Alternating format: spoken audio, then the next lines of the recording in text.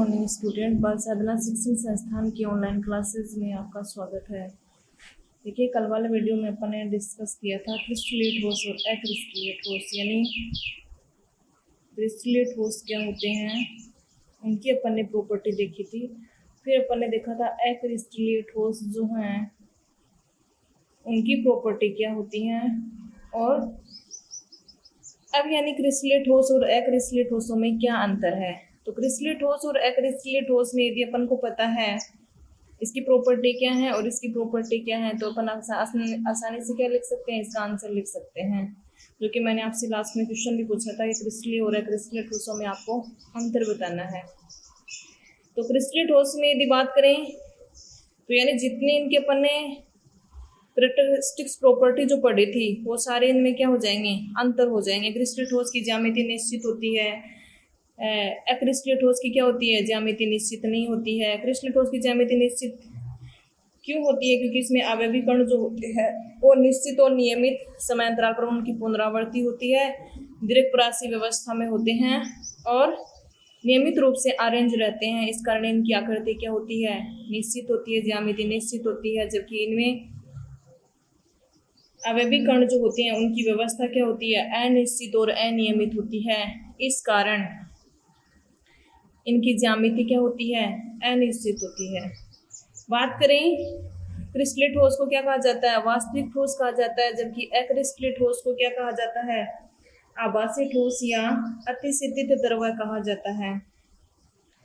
बात करते हैं क्रिस्टलेट ठोसों का गलनांक का मान निश्चित होता है, जिस कारण उनके शीतलन वक्र जो है वो क्या प्राप्त होते हैं, असतत प्राप्त होते हैं। जबकि क्रिस्टलेट ठोसों के गलनांक के मान निश्चित नहीं होते हैं, इस कारण इनके शीतलन वक्र सतत प्राप्त होते हैं। क्रिस्टलेट ठोस की यदि बात करें तो क्रिस्टलेट ठोस में विषमदेशिकता पाई जाती है, जबकि अक्रिस्टलेट ठोस में क्या पाई जाती है, समदेशिकता पाई जाती है, जो कि इम्पोर्टेंट है, आपको ध्यान रखना है। विदलन तेज धार वाले चाकू से काटेंगे, बनने वाली सतह जो सपाट चिकनी होगी, इसमें खुरदरी होगी, टेढ़े मेढ़े काटेंगे क्रिस्टल को तो टेढ़ा मेढ़ा इस तरह से खुरदरी सतह बन जाएगी। तो ये अपन ने कुछ अंतर देखे थे, यानी कुछ इनकी कैरेक्टरिस्टिक्स प्रॉपर्टी देखी थी। तो फिर इनको अपन देख करके क्या लिख सकते हैं, इनमें अंतर लिख सकते हैं।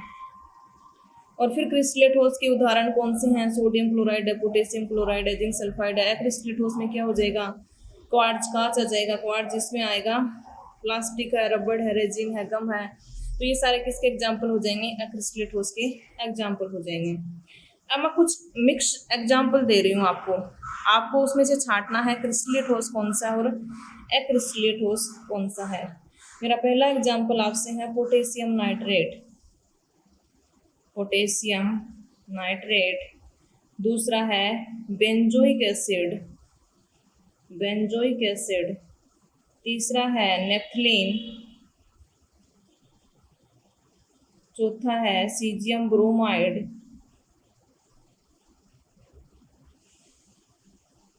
पांचवा जो एग्जाम्पल है वो है graphite,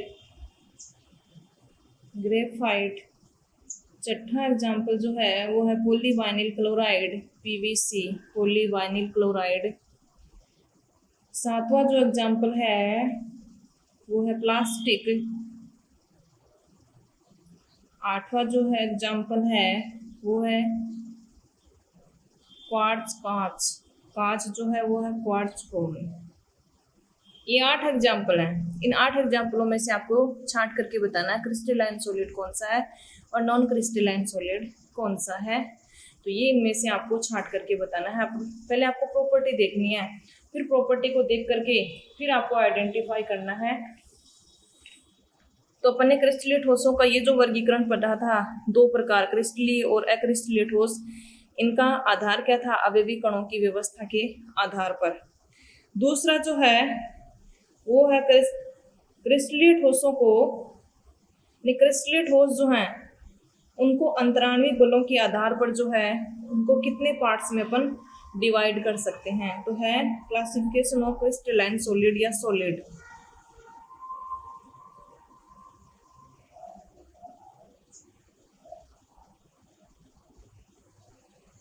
classification of crystalline solid, या यदि सॉलिड भी लिखा हुआ है अकेला कि ठोसों का वर्गीकरण समझाइए अंतराण्विक बलों के आधार पर। अंतराण्विक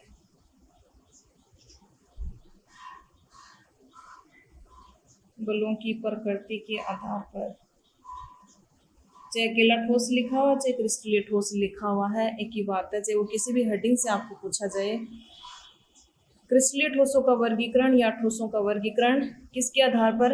अंतराण्विक बलों की प्रकृति के आधार पर। यानी अंतराण्विक बल उसके अणुओं के मध्य, अब उसमें अवयवी कण अणु भी हो सकता है, परमाणु भी हो सकता है और आयन भी हो सकता है। इस स्थिति में इनके मध्य जो बल कार्यरत होता है, वो अंतराण्विक बल जो होता है उसके मध्य उनकी प्रकृति के आधार पर जो है वो इनको 4 भागों में डिवाइड किया गया है क्रिस्टलाइन सॉलिड को। पहला है आणविक ठोस, आणविक ठोस। दूसरा जो है वो है आयनिक ठोस,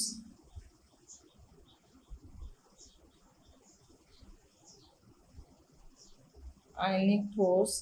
तीसरा है धात्विक ठोस, धात्विक ठोस। और चौथा है सहसंयोजक या नेटवर्क ठोस, सहसंयोजक या नेटवर्क ठोस। यानी ये तो हो गए 4 प्रकार अंतराण्विक बलों की प्रकृति के आधार पर। अब अपन पहले बात करते हैं आणविक ठोस की, यानी एक एक की कैरेक्टरिस्टिक्स प्रॉपर्टी पढ़ेंगे, फिर चाहे वो किसी में अंतर पूछे चाहे किसी से रिलेटेड क्वेश्चन पूछे। आणविक ठोस, मॉलिक्यूलर सॉलिड। आणविक ठोस में जो अवयवी कण होते हैं, यानी अवयवी कण मैंने बताया था अणु, परमाणु या आयन, इनमें से किसी भी एक से क्या होगा, मिलकर के बना हुआ होगा। तो अवयवी कण जो होते हैं वो क्या होते हैं, अणु होते हैं। और इनके अंदर जो अंतराण्विक बल पाया जाता है वो होता है वांडरवाल प्रकार का बल है वो पाया जाता है, या लंदन बल है वो इनके मध्य, या हाइड्रोजन बॉन्डिंग पाई जाती है। तो इनकी प्रकृति के आधार पर इनको फिर से 3 भागों में डिवाइड किया गया है। यानी याद आपको क्या करना है, आणविक ठोस में अवयवी कण अणु होते हैं, अणुओं के मध्य जो बंध होता है वो दुर्बल वांडरवाल प्रकार का बंध वो पाया जाता है। अब देखिए आणविक ठोस को उनकी प्रकृति के आधार पर फिर से 3 भागों में विभक्त किया गया है। एक होते हैं अध्रुवीय, अध्रुवीय आणविक ठोस। अध्रुवीय और ध्रुवीय वर्ड अपन ने पहले भी पढ़े थे। अध्रुवीय आणविक ठोस, दूसरा है ध्रुवीय आणविक ठोस, ध्रुवीय आणविक ठोस, और तीसरा है हाइड्रोजन आबंधित, हाइड्रोजन आबंधित आणविक ठोस। पहले अपन बात करेंगे अध्रुवीय आणविक ठोस की, कि अध्रुवीय आणविक ठोस क्या होते हैं।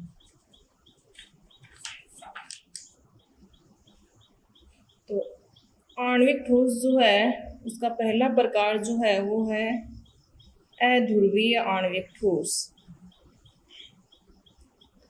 अध्रुवीय आणविक ठोस। अध्रुवीय आणविक ठोस में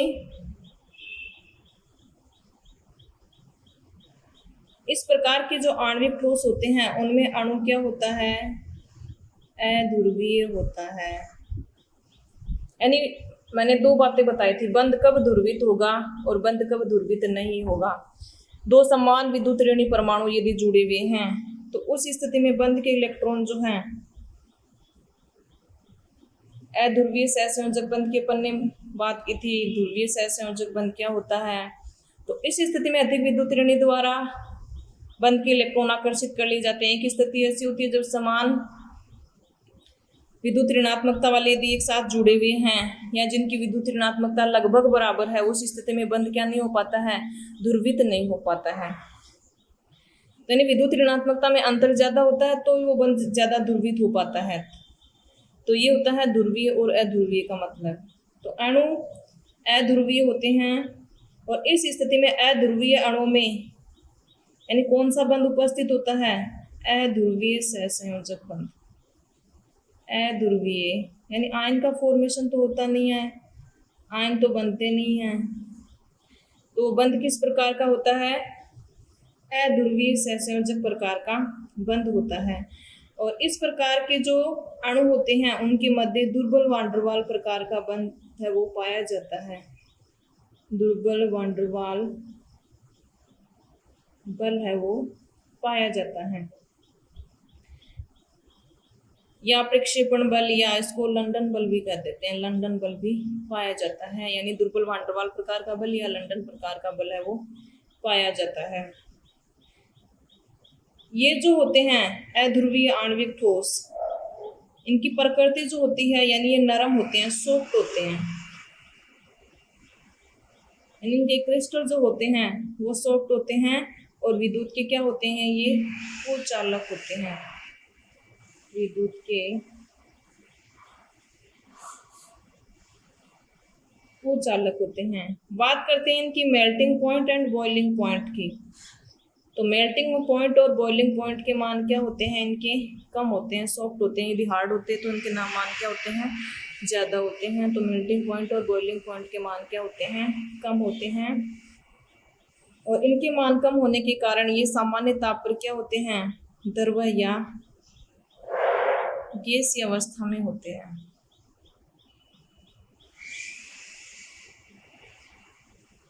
तो ये तो हो गया अध्रुवीय आणविक ठोस। अब इसके एग्जाम्पल क्या होंगे, यानी H2 है, I2 है, Cl2 है, आर्गन है, कार्बन टेट्राक्लोराइड है। ये सारे के सारे जो एग्जाम्पल हैं वो किस प्रकार के एग्जाम्पल हैं, अध्रुवीय आणविक ठोस के एग्जाम्पल हैं। तो अध्रुवीय आणविक ठोस अध्रुवीय प्रकार का क्या होता है, इनमें बंध उपस्थित होता है जो कि अध्रुवीय सहसंयोजक बंध कहलाता है। अणु जो होते हैं वो अध्रुवित होते हैं, इनके मध्य दुर्बल वांडरवाल प्रकार का बल या लंदन प्रकार का बल वो पाया जाता है। इनके क्रिस्टल जो होते हैं वो सॉफ्ट होते हैं। ये विद्युत के क्या होते हैं, कुचालक होते हैं। मेल्टिंग पॉइंट और बॉइलिंग पॉइंट के मान क्या होते हैं, कम होते हैं और कम होने के कारण ये द्रव्य या गैसीय सामान्य ताप पर क्या होते हैं, द्रव्य या गैसीय अवस्था में होते हैं। एग्जाम्पल ये हो जाएंगे अध्रुवीय आणविक ठोस के। दूसरा जो प्रकार है वो क्या है, ध्रुवीय आणविक ठोस। ध्रुवीय आणविक ठोस, इस प्रकार के ठोस जो हैं वो ध्रुवीय अणुओं से मिलकर के बने होते हैं। और ध्रुवीय अणु में किस प्रकार का बंध, ध्रुवीय सहसंयोजक बंध वो पाया जाता है। ध्रुवीय सहसंयोजक बंध है वो पाया जाता है।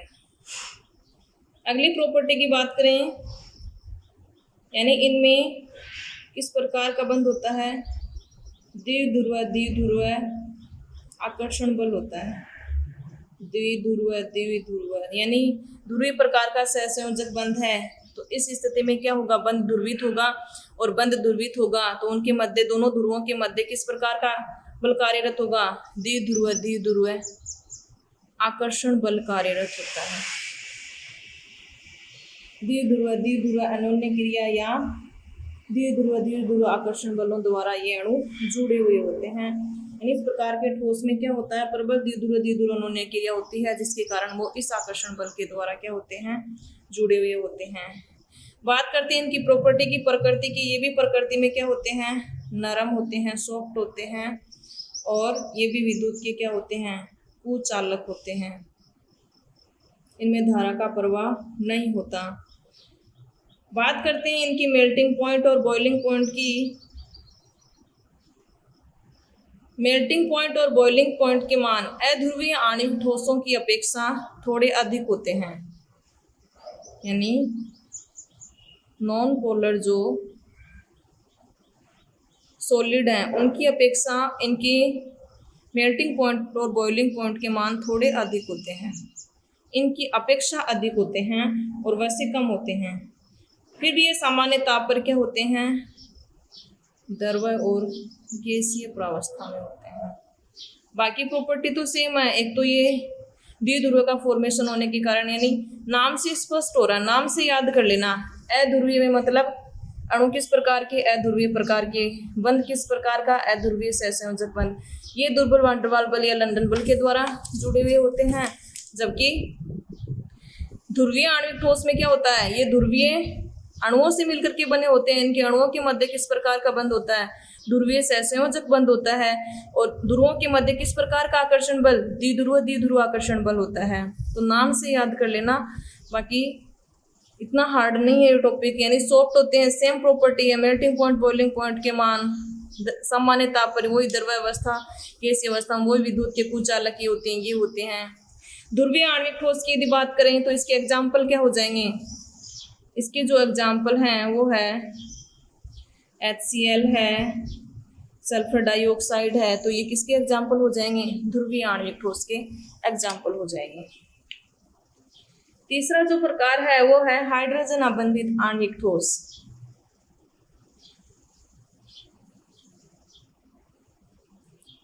हाइड्रोजन आबंधित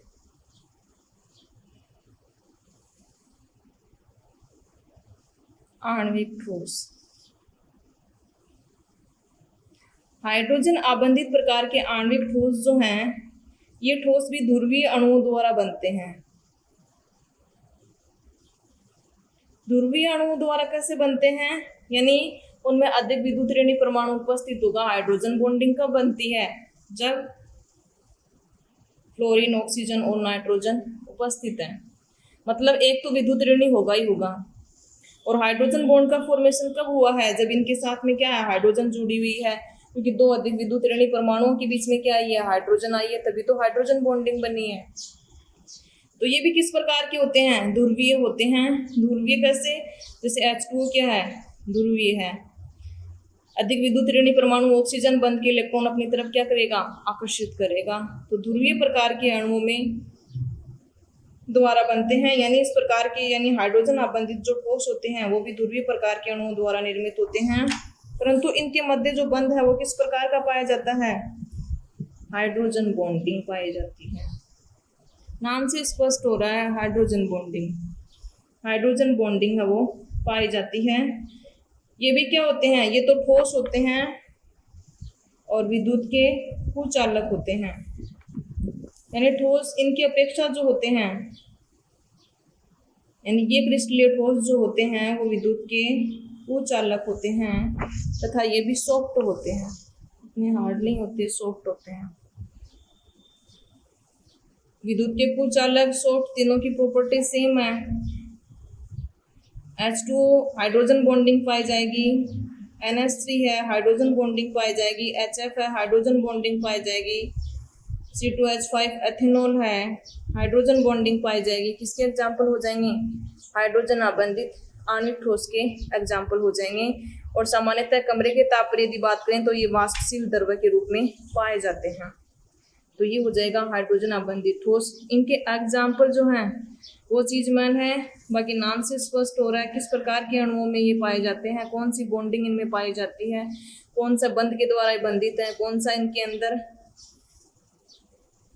बंद है, कौन सा बल के द्वारा बंधे हुए हैं, क्या इसके एग्जाम्पल होंगे। और वही विद्युत के कुचालक हैं, वही सॉफ्ट हैं, तीनों वो प्रॉपर्टी इनकी सेम है। अब अगला जो ठोस है वो है आयनिक ठोस।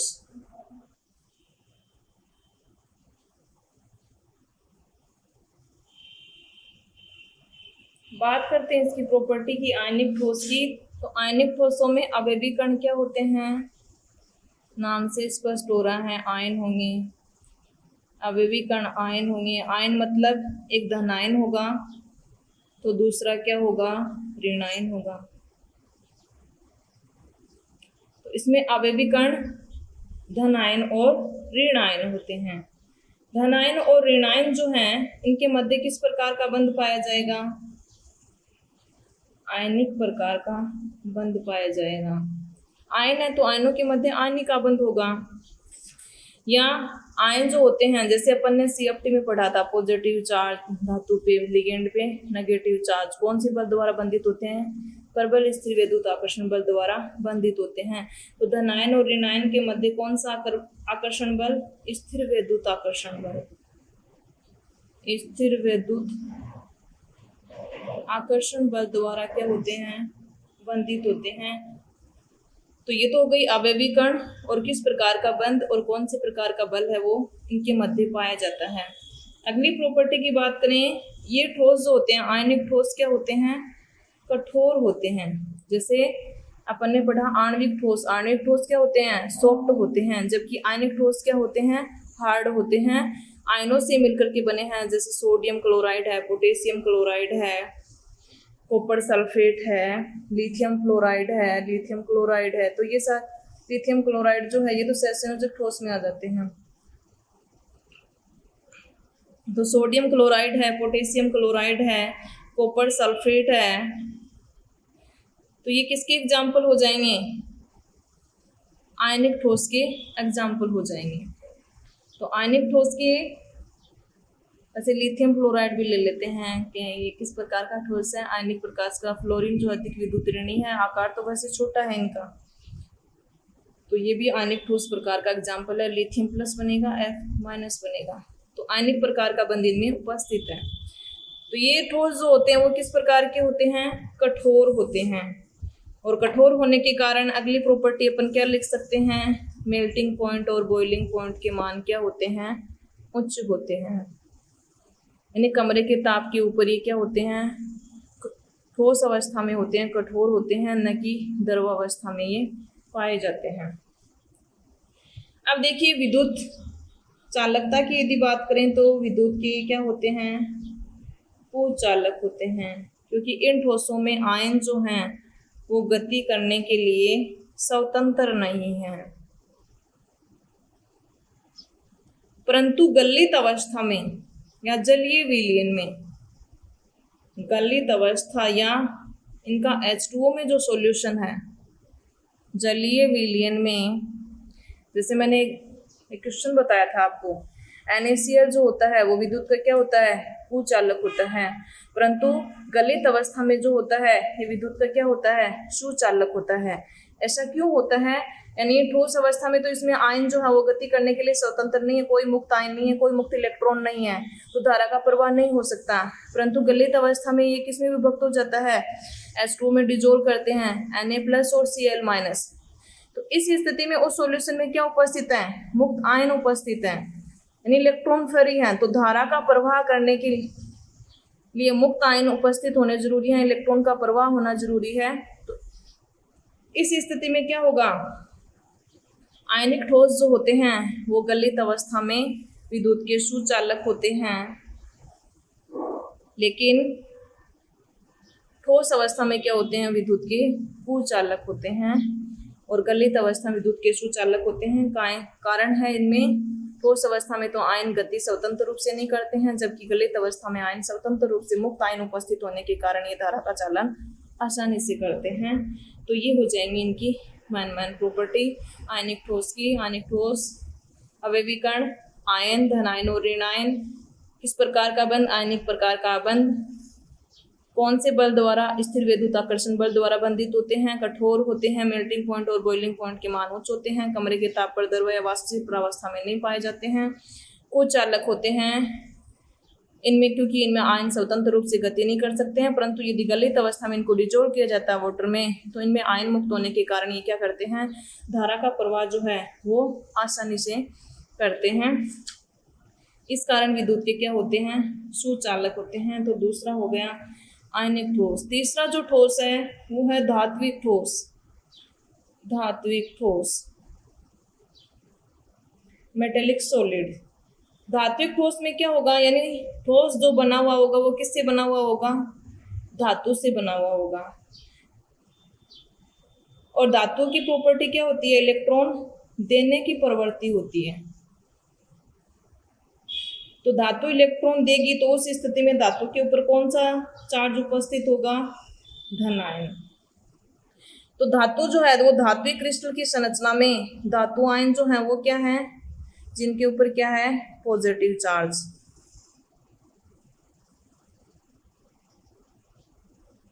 ये मान लीजिए है धातु, और इनके जो द्वारा दिए गए इलेक्ट्रॉन है वो इनकी चारों तरफ इस तरह से अरेंज रहते हैं धात्विक क्रिस्टल की संरचना में।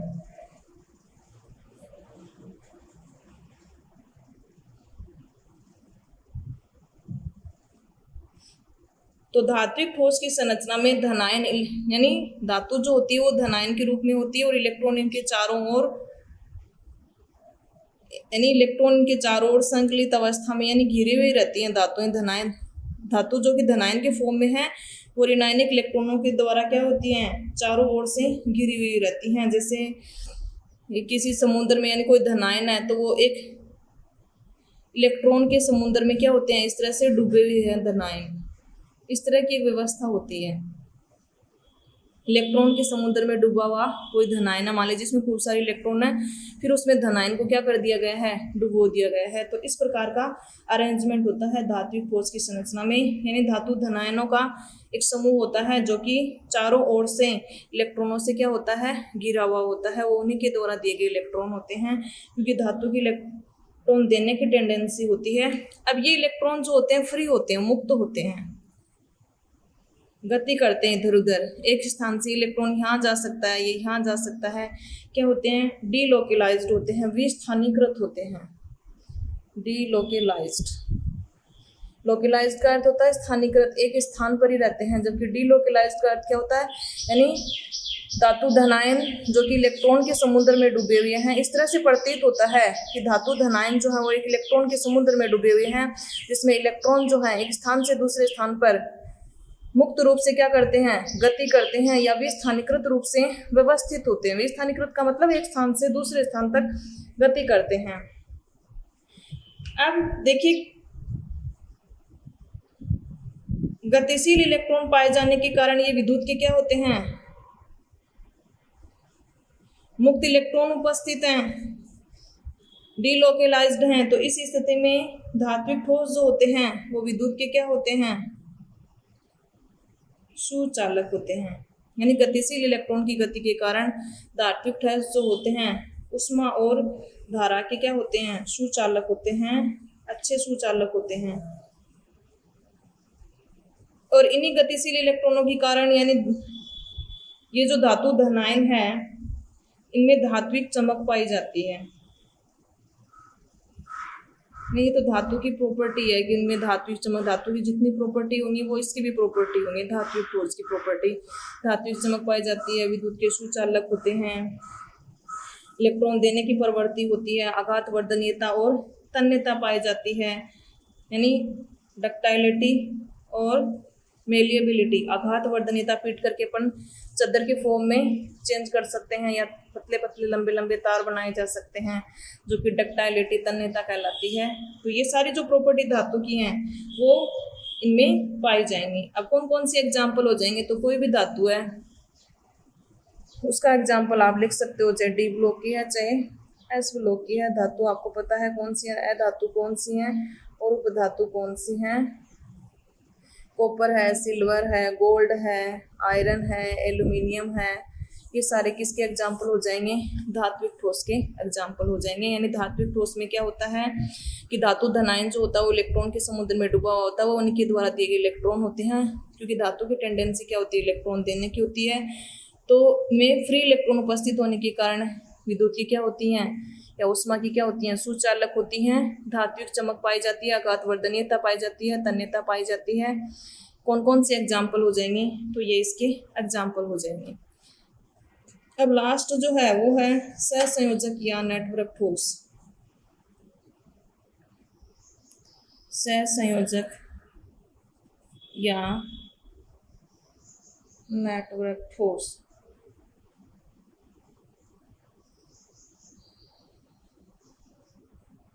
सहसंयोजक ठोस या नेटवर्क ठोस की यदि बात करें तो इन ठोसों में अवयवी कण जो होते हैं वो परमाणु होते हैं, जो सहसंयोजक आबंध द्वारा जुड़े हुए होते हैं। नाम से स्पष्ट हो रहा है, सहसंयोजक ठोस या नेटवर्क ठोस। अवयवीकरण मतलब परमाणुओं से मिलकर के बना हुआ होगा। बंध जो है उनके मध्य किस प्रकार का होगा, सहसंयोजक प्रकार का बंध है वो उपस्थित होगा। सहसंयोजक प्रकार का बंध मतलब विद्युत ऋणात्मकता में कम अंतर या लगभग विद्युत ऋणात्मकता समान या एक जैसी विद्युत ऋणात्मकता, उस स्थिति में सहसंयोजक आबंध का फॉर्मेशन होता है।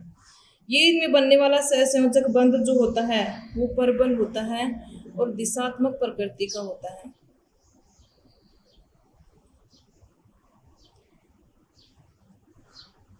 अब सहसंयोजक ठोस जो होते हैं यानी बहुत सारे परमाणुओं का एक नेटवर्क सा होता है, एक जाल सा होता है जिसके द्वारा वो मिलकर के बने हुए होते हैं। तो सहसंयोजक ठोसों को विशाल अणु भी कहा जाता है, मैक्रोमोलिक्यूल, विशाल अणु भी कहा जाता है। जैसे फॉर एग्जाम्पल डायमंड, हीरे की क्रिस्टलीय संरचना अपन ने देखी थी, तो एक नेटवर्क के रूप में 3D स्ट्रक्चर थी वो, यानी हीरे की संरचना, ये जितने कॉर्नर है उतने क्या है, कार्बन कार्बन के मध्य किस प्रकार का बंध, सहसंयोजक बंध किस प्रकार का, परबल होता है और दिशात्मक प्रकृति का होता है। तो हीरे की संरचना अपन ने 11th क्लास में पढ़ी थी, हीरा, ग्रेफाइट और फुलरीन की, कार्बन के अपर रूप, इस तरह से 3D स्ट्रक्चर बनाई थी। इसमें कार्बन जो है वो 4 बॉन्ड के द्वारा बंधित होता है। इस तरह से और बना देंगे ऊपर नीचे तो किसकी स्ट्रक्चर बन जाएगी, वो हीरे की संरचना बन जाएगी। कितनी आबंध लंबाई होता है, कौन सी संकरित अवस्था में होता है, ये सारी बातें अपन ने डिस्कस की थी। हीरा जो है वो होगा, इसका एग्जाम्पल सिलिकॉन कार्बाइड है, बोरोन नाइट्राइड है, सिलिकॉन डाइऑक्साइड है, ग्रेफाइट है, ये सारे किसके एग्जाम्पल होते हैं। ग्रेफाइट की भी एक प्रति प्रकार की यानी संरचना होती है इस तरह से, जिसमें एक कार्बन जो है